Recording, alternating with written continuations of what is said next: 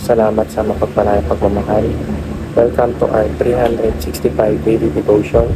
Ako po si Alexander Gomez from Batch 3. At ang topic po na tatalakayin natin ngayon ay hatred of sin. Ngayon po ang ating pag-aaralan ay tungkol sa Psalm chapter 97, verse 10 at buksan po natin ang ating puso at isip sa mga nagsalita ng Diyos. Sinasabi dito sa verse na, O you who love the Lord, hate evil. He preserves the lives of his saints. He delivers them from the hand of the weak. Sinasabi dito na kapag mahal mo raw ang Diyos, dapat ay ayaw mo o hate mo ang kasalanan kasi hindi pwede na sinasabi mo na mahal mo ang Diyos pero hindi mo tinatalikuran yung mga kasalanan mo. Kailangan tayo mismo aayawan natin ang mga kasalanan at gusto natin ang Panginoon. Teaching number 1, sin is desensitizing. Ibig sabihin ng desensitizing ay ginagawa tayong less sensitive. Kapag daw nagkakasala ka, is parang nagiging normal na lang sa'yo yun. Kasi kapag gumagawa ka ng kasalanan, parang natural na sa'yo. Teaching number 2, loving God is hating evil. Kapag minamahal mo ang Diyos, ibig sabihin, inaayawan mo ang mga kasalanan. Kapag umaharap ka sa Diyos, ay dapat tumatalikod ka sa kasalanan dahil kailangan mong mamili. Hindi yun pwedeng sabay na pareho mong mahal ang Diyos at ang kasalanan.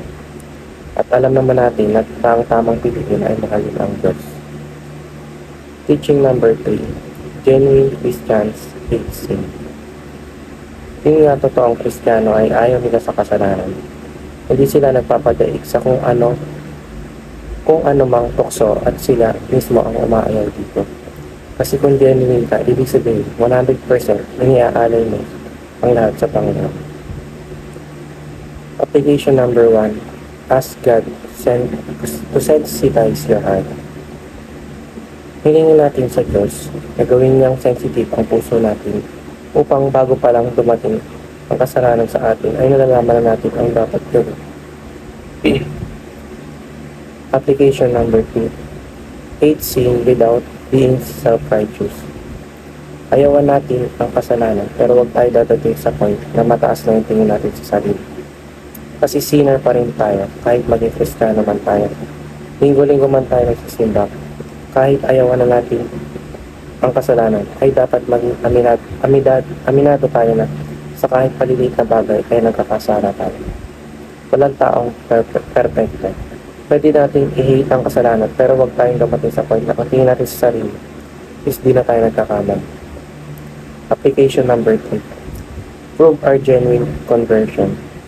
Pag tinanggap natin ang Panginoon sa buhay natin, patunayan natin sa Kanya na buong-buo natin siyang tinatanggap.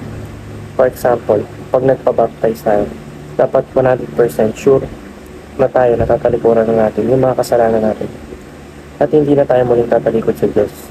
Sure ang Diyos sa atin, kaya maging sure din tayo sa Kanya. Yun lamang po ang aking devotion. Maraming salamat.